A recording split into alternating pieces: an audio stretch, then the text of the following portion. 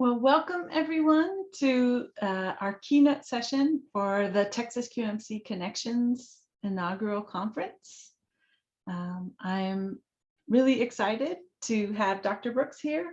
Let me just tell you a little bit about her. So Dr. Racheal Brooks is the director of the Office of E-Learning at North Carolina Central University. Oh, I just realized it is right at the top of the hour. So let me restart that. Dr. Racheal Brooks is the director of the Office of E-Learning at North Carolina Central University and co-chair for the University of North Carolina System Quality Matters Council. She's a member of the Quality Matters Academic Advisory Council and is a Quality Matters research colleague. She is a Spanish and graduate level research methods instructor and has over 12 years of experience in higher education, teaching online blended courses. Dr. Brooks is a member of the NCCU Distance Education Advisory Council, is a QM coordinator, a master reviewer, a program certification reviewer, course review manager, and facilitator of several QM workshops. She also established a series of learning communities at NCCU's campus that assist faculty in developing and certifying their online courses with Quality Matters. Dr. Brooks' research interests range from online instruction and learner success, culturally affirming and inclusive design, Spanish language acquisition at HBCUs. That is super interesting. And Dr. Brooks holds a BA in Spanish from North Carolina Central University, an MA in Spanish literature from Georgia State University, and a PhD in educational research and policy analysis with a specialization in higher education administration from North Carolina State University. So I was so excited when Dr. Brooks agreed to be the inaugural keynote speaker. As I said in my opening, I had seen Dr. Brooks speak at many QM conferences and was just really loved everything that she had to say. So today she'll be speaking about quality through community, fostering statewide collaboration for e-learning excellence. Please welcome Dr. Brooks.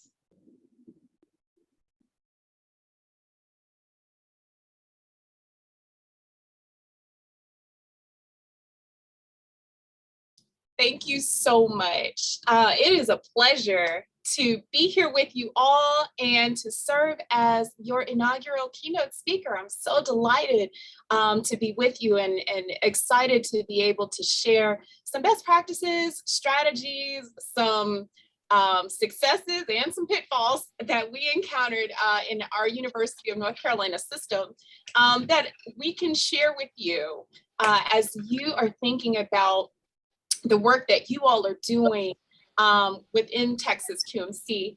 And so I am so excited to share some of those tidbits with you all today. So I'm going to go ahead and share my screen. And are you all able to see that? Fantastic. All right. Well, thank you, Ms. Pike.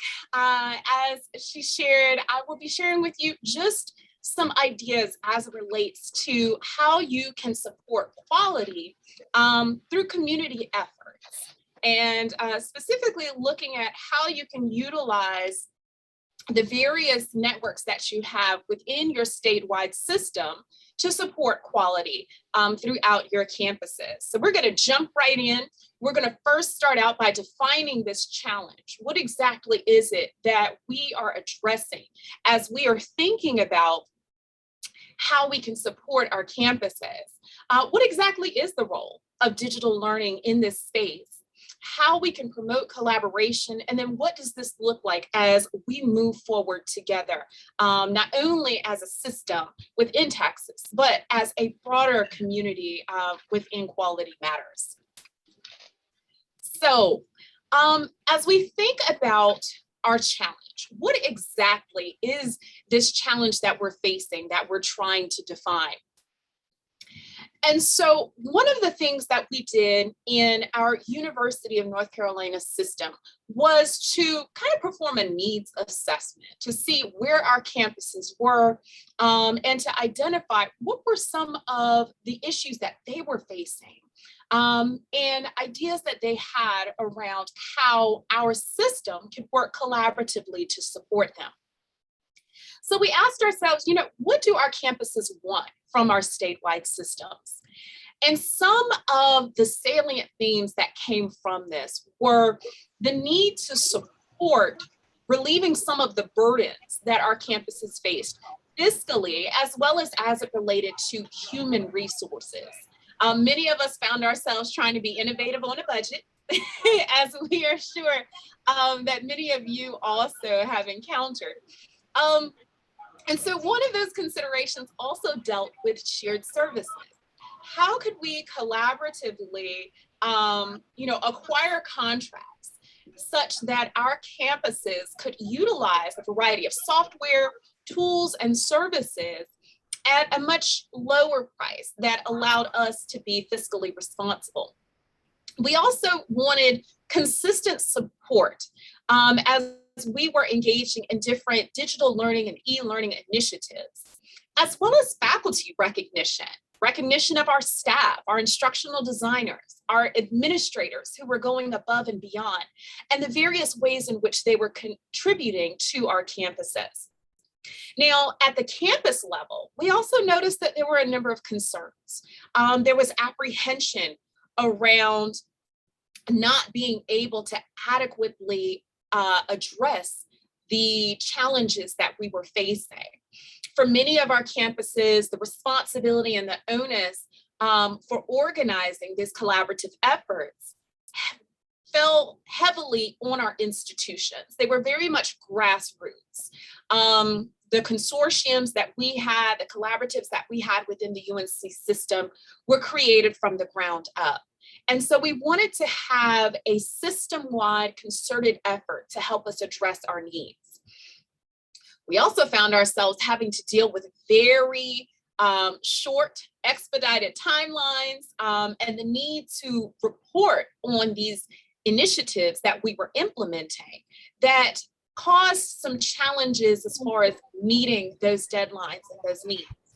And then we also wanted to make sure that we were holistically supporting the various needs of our students who came to us with different abilities, various backgrounds, experiences, as well as skills that they were bringing to our campuses.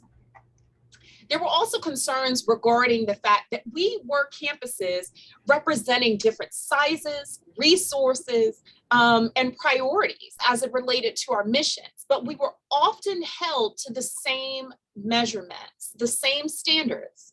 And we were seeking guidance and wanted support and resources to help us create clear pathways for meeting our system-wide goals.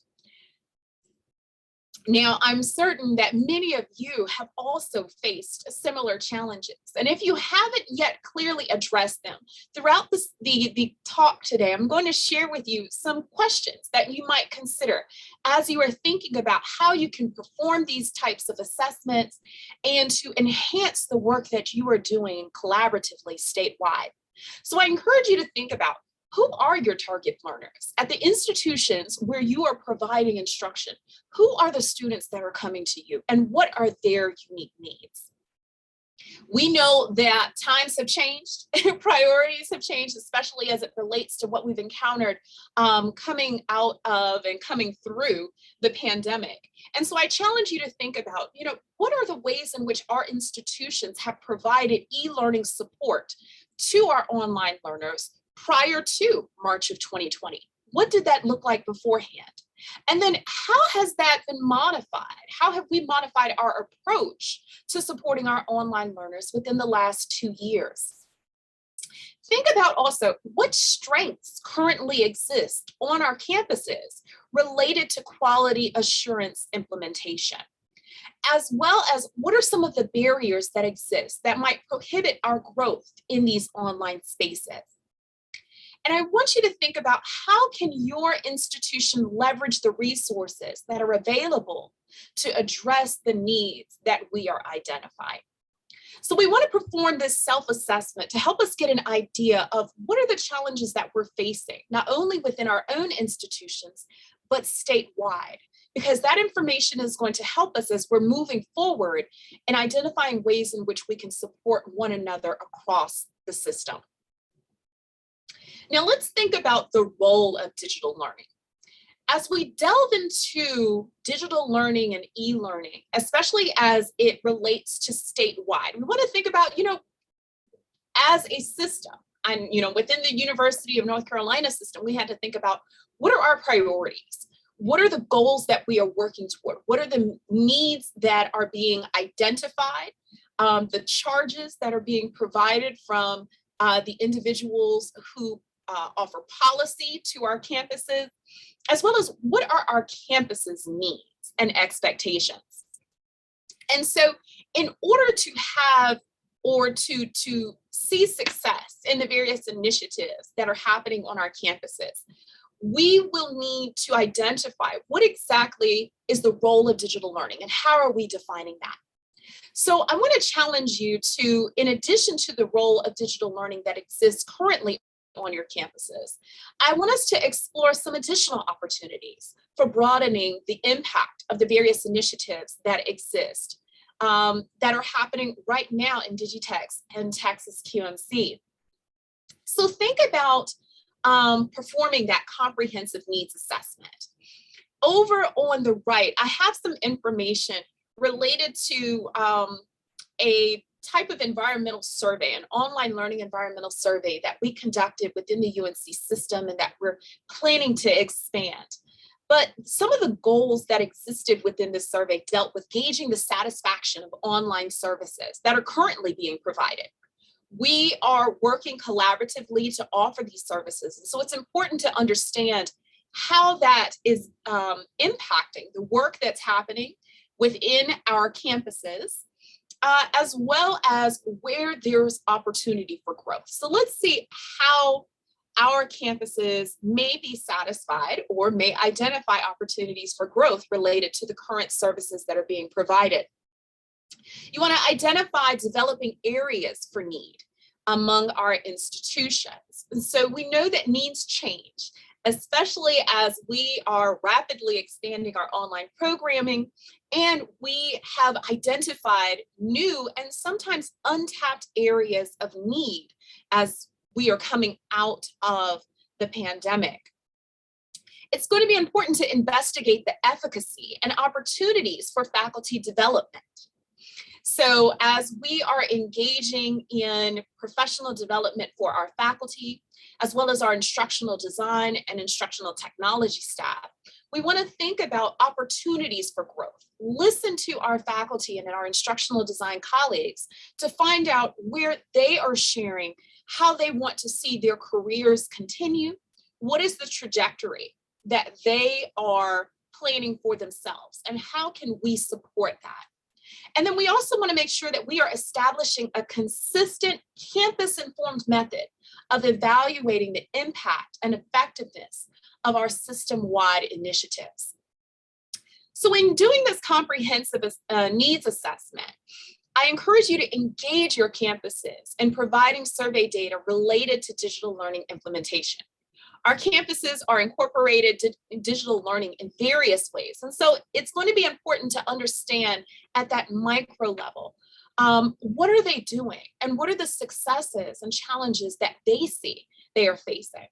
This is going to help us identify gaps in professional development, faculty support, even infrastructure, as well as technological and fiscal resources to support our campuses. We want to utilize this survey data in follow-up conversations in the form of interviews or focus groups on our campuses to get a better idea of their unique needs. And it's going to be important to collaborate statewide with different digital learning offices and institutional quality matters coordinators who have a pulse on what, or they have their hand on the pulse of what is happening on our campuses. We also recognized that we could improve the way in which we are celebrating the successes that are happening on our campuses. And so I encourage you to explore various ways in which you can either institute or expand recognition and awards for excellence in teaching. Consider identifying on your different campuses faculty members annually who demonstrate excellence in teaching, as well as excellence in teaching digitally, and celebrate not only at those levels, but also innovations in digital pedagogy and andragogy, instructional technologies, as well as emerging technologies. We also encourage looking at faculty, unit, and campus awards for exceptional online course and program quality. And so you may incorporate recognitions through the avenues that are provided through Quality Matters, or creating your own branded ways of recognizing faculty that may build on the awards and recognitions that you already have in place. Another innovation that I would encourage, that we're exploring right now within the University of North Carolina system, is providing fellowships and leadership opportunities for statewide instructional design and faculty development professionals.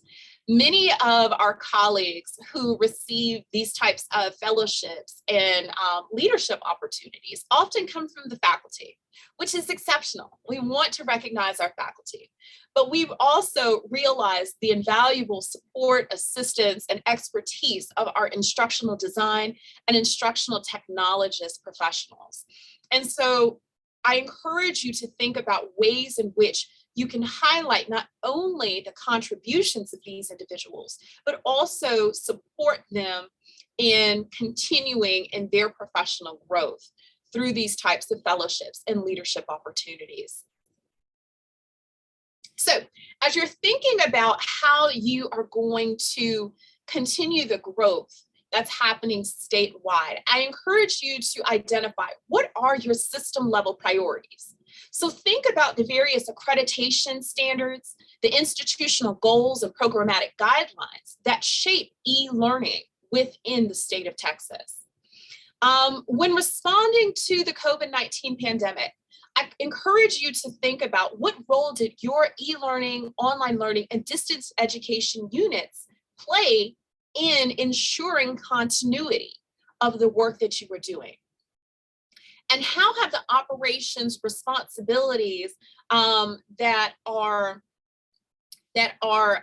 associated with your e-learning units, distance ed units, and online learning, how have they evolved to meet the needs of your faculty and students? You also want to think about, as you're setting these priorities, how have your teams adjusted to the changing dynamics that have occurred within your units? As well as the supports, resources, and policies that have perhaps changed and aided your units. And then finally, I encourage you to think about ways in which your campuses could alleviate the additional strains that have been placed on your units. Unfortunately, and perhaps even fortunately, in our work, we often find that our campuses and our system may not fully understand what our needs are, what our experiences are, unless we let them know.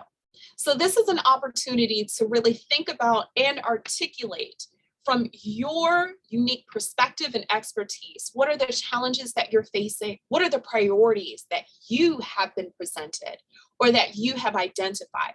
And communicate that to the powers that be so that they are aware of the ways in which they can intentionally and directly support you. Now, next, we're going to explore various conventional and sometimes unconventional ways in which you can promote collaboration across your system. One of these ways is by broadening communities of practice.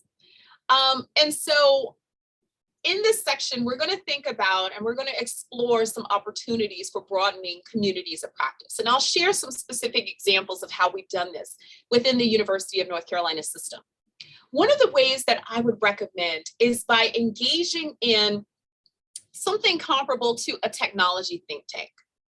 Now, I had spoken briefly about, looking into shared services, but as you are exploring opportunities for shared services, having that deep understanding of the needs of each campus is going to be critical in deciding what types of shared services your system may consider investing in.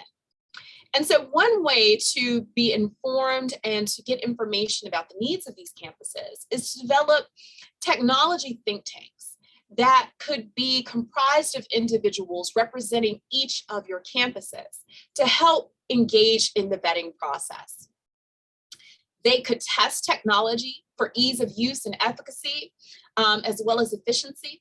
They can advocate for each of your unique institutional needs, thinking about who the learners, as well as who the faculty would be utilizing these services and these technologies. They would be the ones who would intimately understand what would be the learning curves experienced by these individuals and could help identify best practice uses, as well as support institutional implementation in the form of conducting pilots on your campuses. In 2016, the University of North Carolina system engaged in an online learning environmental survey. This is the one that I had mentioned earlier. And in doing so, we were able to highlight some of the supports that were requested by our campuses, which could inform these types of think tanks as we are considering potential shared services.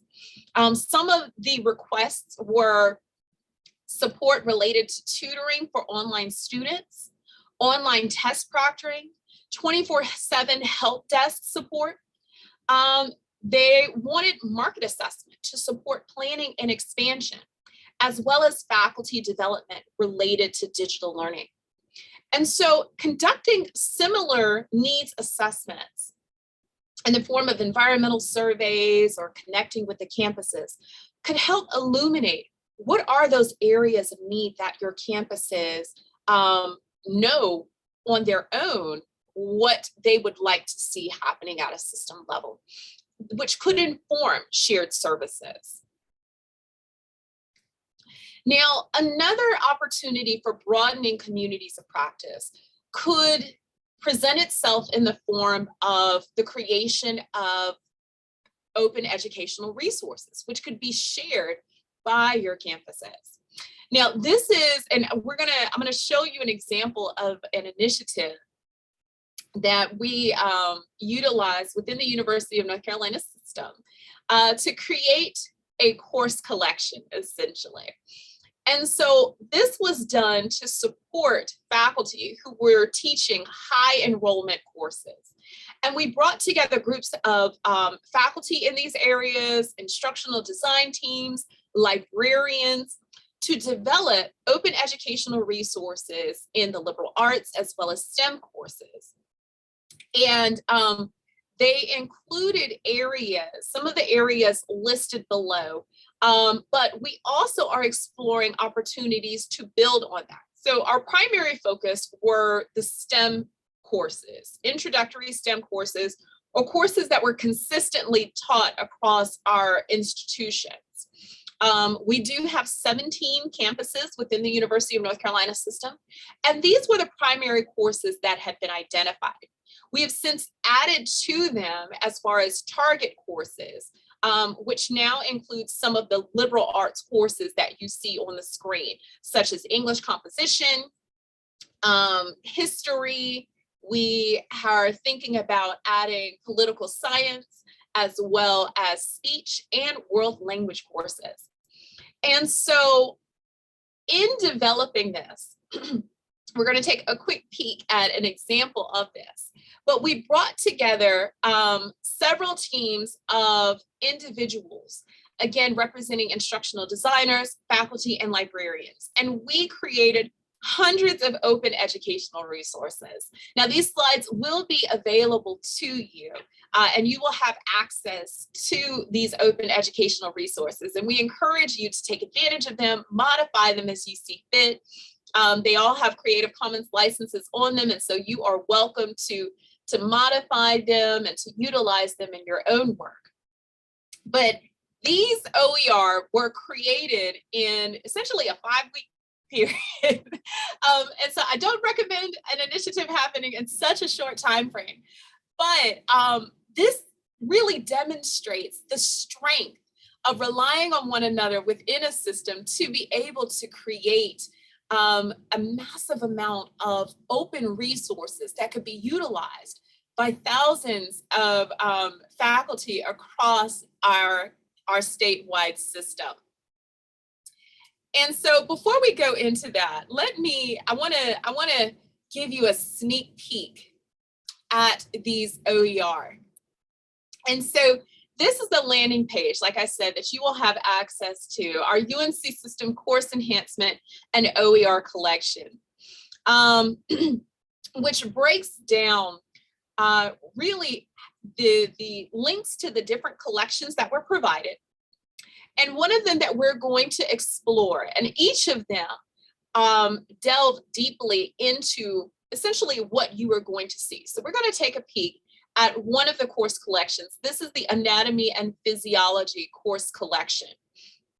We provide, for those of you who may be interested, we provide an explanation of the design process, how we went about creating these OER in a 5-week period.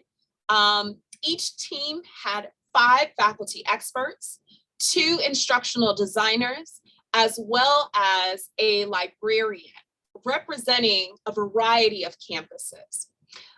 You will also have access to the module content. And so again, what we ended up doing was, we're actually going to take a peek. So let's explore one of the modules. There is a link to a webinar that allows you to hear from the developers. And you can actually dig into, let's see, if we go into, let's check out histology. And so each of the modules provides an introduction that explains what will be included in the module. Faculty are able to take this information and modify it and implant it into their courses, either verbatim, or they can modify it so that it meets the unique description and needs of the courses that they're teaching. They're also provided a mapping matrix, which is based on the Quality Matters rubric. It includes measurable objectives for the content collection. So these were the SLOs that were developed collaboratively by the team of experts for this content collection.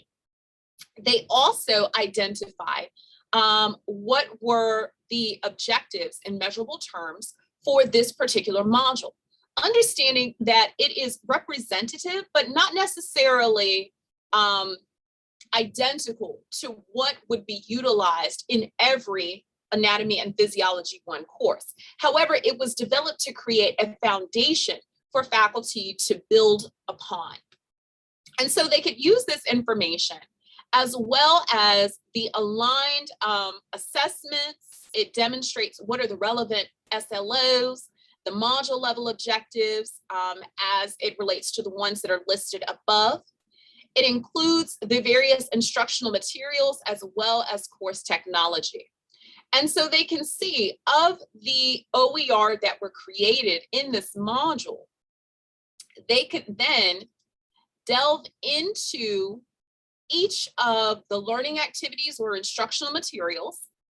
They would be provided a transparent learning sheet, which breaks down the various objectives, a description and purpose of the activity, step-by-step directions. And so these were created, as you can see, to be learning management system agnostic.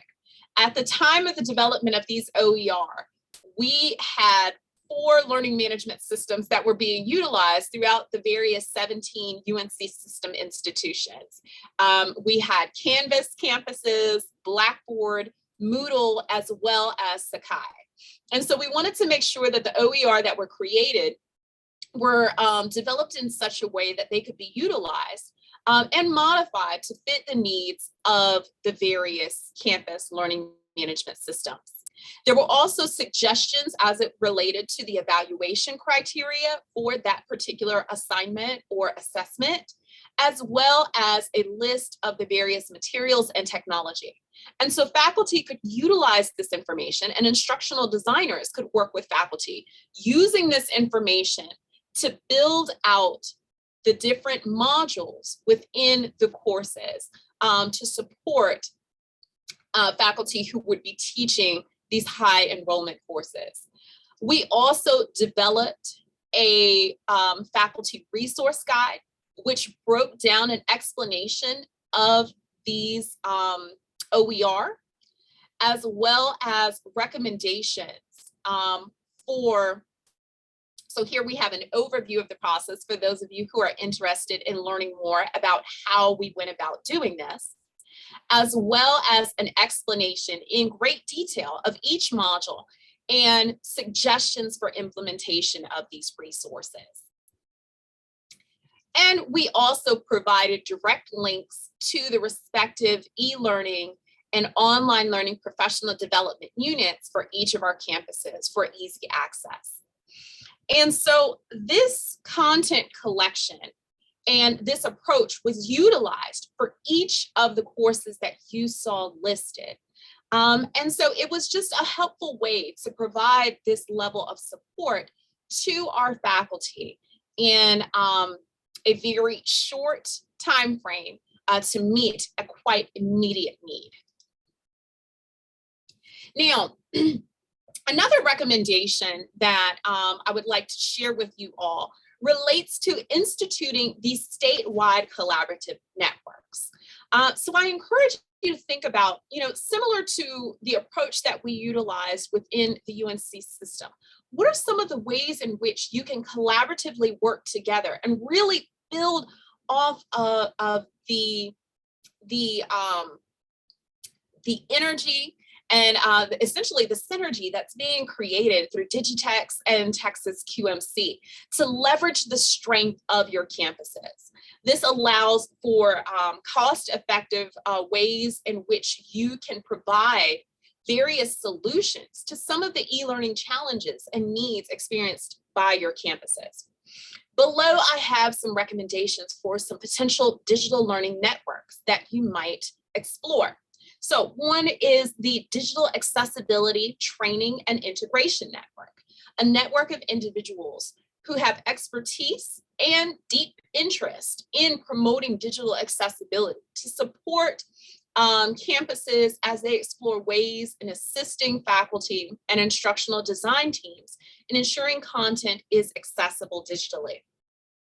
You may explore opportunities for an instructional design assistance network. And so on the next slide, I'm going to provide an example of how that was done within the UNC system to meet a need experienced by one of our campuses. Consider also Quality Matters implementation support networks. We know that our campuses are engaged in QM implementation at various levels. And so providing guidance, expertise, and sometimes just a sounding board for one another as you're thinking about ways in which you can implement QM throughout your campuses is a helpful approach. And then you also might want to consider industry and curriculum alignment as a network of collaboration and support to ensure that the work that is happening and the educational experiences that are being created for your learners aligns with industry standards and needs, so that as you are graduating these learners, they are well prepared to engage in the next phase of their careers. So let's take a look at one of these one of these networks of support. One of them that we're going to explore is the Quality Matters Implementation Network. And so, as I had mentioned, there are a variety of campuses already within your system who are engaged in QM support in different ways. Let's first look at the micro level. So at NCCU, this is an example of how we had to, we decided to step back and really think about, okay, how can we leverage the strength of our QM champions, our instructional design and e-learning champions across our campuses? Now, I'm going to be very transparent with you. As Ms. Pike had shared, yes, I am the director of e-learning at NCCU. We have approximately 700 faculty on our campus who not only teach face-to-face, but many of them teach online. And even those who teach face-to-face, they're expected to engage in digital learning. They use the learning management system. They use technology. And so we provide support to them as well. Now, I'm sure, after hearing a lot of what I've already shared, you probably are right on track, realizing that I have a robust office, including myself, of 3. We have 3 individuals who provide this support. And so we had to get very creative, thinking about how can we scale the work that we're doing, but also make sure that, I am not running my team into the ground, that we're taking care of ourselves, but that we're also utilizing the strength of the expertise that exists on our campus. And so one of the ways that we have done that is to really tap into the expertise of networks that already exist on our campus. So what you see presented on the screen is representative of what we refer to as our network of quality assurance ambassadors. These are our colleagues who have engaged in QM professional development, not only by applying the QM rubric workshop or the improving your online course or designing your online course workshop, but these are our colleagues who have gone above and beyond. They serve as our e-learning experts in each of our schools and colleges from a variety of disciplines. They are our QM peer reviewers, our master reviewers, our program certification reviewers, and they are the individuals, they're also facilitators. Many of them are facilitators of QM workshops. And so they are our points of contact in our different disciplines and help to ensure that the message that's being communicated by our Office of E-Learning gets to our colleagues. They also are the ones who help us to identify those high needs cases so that when there are individuals within their disciplines who need that critical support, they can refer them to the Office of E-Learning. And then my team of 3 can then provide that additional support that they may need. And this has been exceptionally critical to our success. This model has been replicated on many of our campuses throughout the UNC system. And so it has provided us, again, that QM implementation support to allow us to ensure that QM is not only being successfully implemented as a campus, but again, at that micro level within each of our disciplines, which has alleviated a lot of the stress and additional responsibility that my team, my e-learning office has encountered and has allowed us to be present within those disciplines without having to always be physically present. Now, at a larger scale, this has allowed us to support our colleagues throughout the system. Now, I know this is a lot of information on the screen, and so I want to walk you through this briefly, keeping in mind our time. But one of the challenges that had been faced by our colleagues at Fayetteville State University, which is one of our UNC system member institutions, was meeting a charge from their then interim provost. And that interim provost had asked them to take the approximately 100 courses that had to be delivered in either a remote or online context during the COVID-19 transition. He wanted to make sure that those courses demonstrated a high level of quality. They were coming upon their SACS COC accreditation review, and so they had to demonstrate that they were intentional about ensuring quality. that the faculty were receiving professional development and support. And they also had a very small team. They had a team of 2. And so what they did is that they reached out to our University of North Carolina System Quality Matters Council, which was established in 2018. And they met with me and my co-chair, Enoch Park from UNC Charlotte, to come up with a plan for how we could help them address this work. And so as you see on the screen, we put out a call to our colleagues throughout the University of North Carolina system, individuals who were certified peer reviewers or master reviewers with Quality Matters. And we were able to identify over 40 individuals who provided instructional design support, QM implementation support, as well as they conducted internal referring to internal to our system, Quality Matters reviews of these courses in a 4-month period. Not only did they provide QM internal reviews, but they also provided 2 hours of implementation support to each of the faculty members. Now, I did mention that there were approximately 100 courses. There were also 1 faculty member to each course. These were unique courses for each faculty member. And so in doing so, we were able to provide over 700 hours of professional development and implementation support to our faculty colleagues. And so by leveraging the strength of our system colleagues, we were able to help one of our campuses meet a need that they had, a charge that they were asked that their team just did not have the capacity to do alone. So think about ways in which your system can support one another in meeting the various needs. Just because you are asked to do something does not mean you are alone. Reach out to your system to see how they can help fill in the gap and provide that support. Now, as you're thinking about moving forward, you also want to explore opportunities for strategically sharing your visions. In order to really support one another and to build these comprehensive digital learning plans, it's important to engage your community. And so you want to make sure that you are also instituting intentional representation and involvement from each of your campuses at every stage of the process to ensure buy-in and to promote implementation of that plan. Now, as you are working to implement this strategic plan,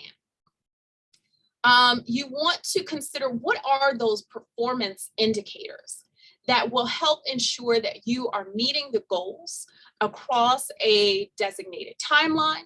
But you also want to think about how does this plan that you might come up with across your system align with each of the individual strategic plans at your campuses. We all want to ensure that the work that we are doing at the campus level aligns with the expectations and the goals that are set at the system level. You may want to consider, as you are thinking about these strategic resources that could be provided to the TxQMC as well as Digitex, particularly as it relates to supporting the campuses, providing recommendations for addressing digital accessibility. Think about strategies for providing comprehensive online student support.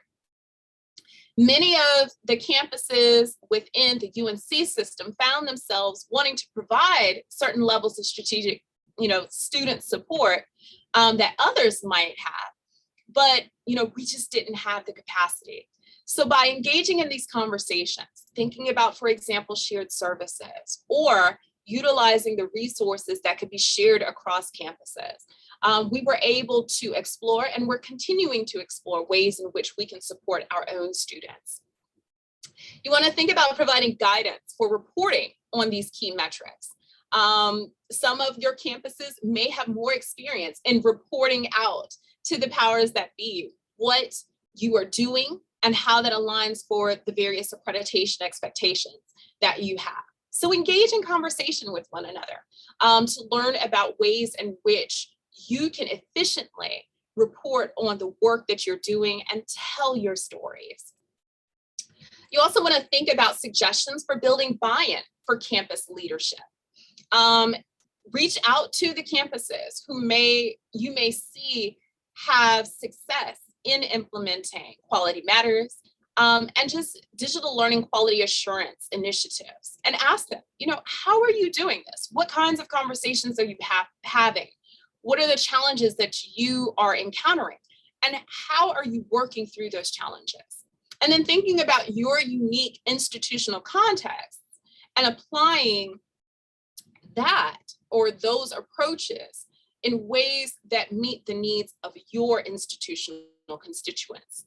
You also want to think about best practices for developing and expanding high quality online program offerings, as well as incorporating information that's related to online program assessment. Now, based on this, I have a few questions for you to think about as you are engaging your e-learning community. Consider what are units within your community that are currently or that can currently support e-learning efforts on your campuses. Think about how dynamics have evolved since March of 2020. How are you building buy-in within your academic units to promote quality or online quality assurance? Consider the size of your e-learning units, as well as your teams, and the impact of e-learning implementation on your campuses. Consider how do you currently leverage support of early adopters and high flyers on your campuses? And how can you use that to promote your e-learning initiatives? As well as what opportunities are you utilizing or exploring as it relates to engaging colleagues throughout the TxQMC?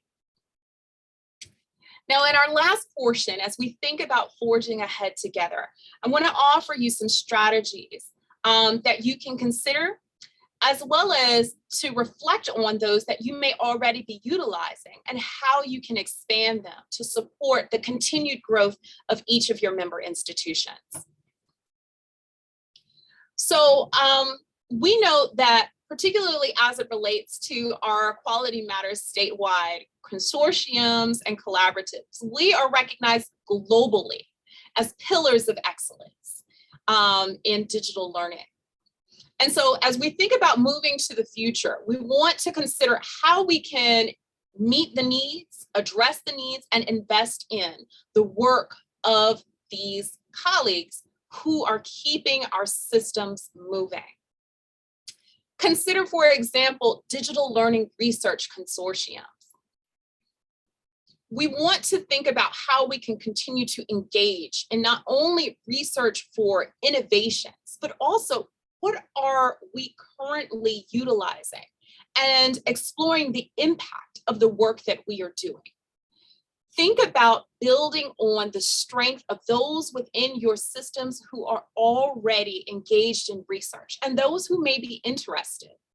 Bring them together and identify research goals and initiatives that you can engage in. Think about ways in which you can bring in faculty who are already exploring opportunities and searching for opportunities to engage in research. Bring them into the fold so that you can not only assess what is going well, but also identify opportunities for growth and contribute to the current body of knowledge that exists regarding high quality online learning. Consider course development fellowships. Now, many of our campuses, as I had shared earlier, are thinking about ways in which we can be fiscally responsible, we can utilize the resources available to us. And sometimes, we just do not have it. So as opposed to feeling as though you need to create, this bank of money that you can share, let's build on the strengths that we have. We have colleagues who are experts in finding fellowships and opportunities for grants. So let's bring them together and think about, identifying what are those grants that may exist. HHMI grants, for example, grants from various disciplinary organizations and accreditation bodies, those who want to see innovation in these areas. Bring together those who have experience with grant writing, those who are interested, and develop a system-wide collaborative that can work with those who are searching for funds to help them identify where opportunities exist and can support them in exploring and applying for that type of grant funding and fellowship. And then also think about creating opportunities for digital learning implementation planning. Consider ways in which you can support collaboratives in coordinating teams of implementation experts within TxQMC, within Digitex. Quality Matters is in the process of identifying an individual who will provide this level of support for QM institutions. Get ahead of the game and go ahead and start putting together implementation supports within Texas, developing a collaborative of individuals who can then serve as liaisons to work with this particular individual within Quality Matters, who can then funnel that information and provide implementation support, keeping in mind the unique needs and characteristics of the various campuses that you have within your statewide system. So as you're thinking about sustaining e-learning across TxQMC, consider what are the processes and procedures that you've already developed to promote quality online learning within your campuses. And how are these processes and procedures communicated to the academic units that exist within your campuses? Consider what are the roles that academic leadership play in promoting accountability and building buy-in. And then also, what are strategies that other institutions within your system are using that perhaps could be modified to meet your unique institutional culture? I encourage you to consider resources that may exist in developing and to develop and empower faculty, as well as to promote consistent online learning best practices, as well as processes and procedures that can further assist your units in scaling and sustaining the health of e-learning operations on your campuses. So I hope this information provided some ideas. I hope it resonated with you all and perhaps highlighted areas in which you are already engaging and expanding the work that you're doing throughout your institutions in Texas.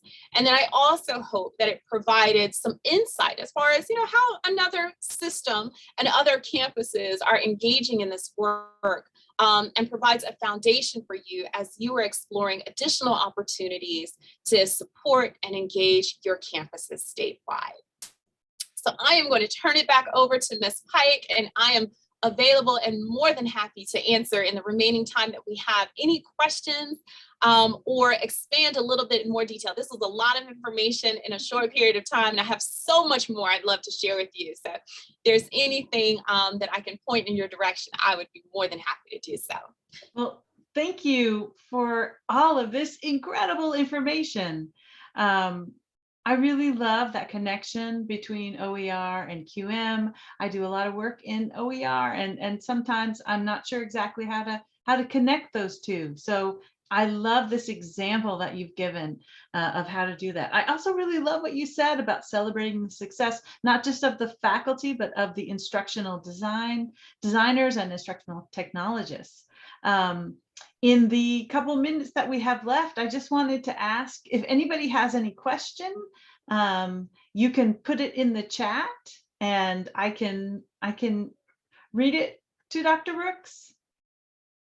But the only question that I had, because is regarding how do you infuse equity into course design? I know you did, you worked on this white paper for QM, course design considerations for inclusion and representation. You talked about it in your talk just now, but I just wondered if there was one additional piece of advice that you had regarding that specifically.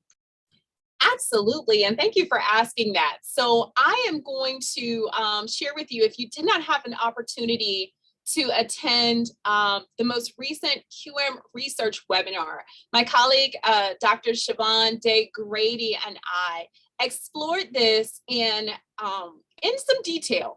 And so I will be glad to share with you just some strategies that we utilize. I'm pulling up right now just a few of the slides from that presentation, just to kind of point in your direction. Some of the strategies that we would recommend for promoting inclusion and representation in online course design and online instruction. So there we go. Is there? So as you see, we did delve into some different theories and frameworks for promoting inclusion and representation. One of them was the psychosociocultural framework,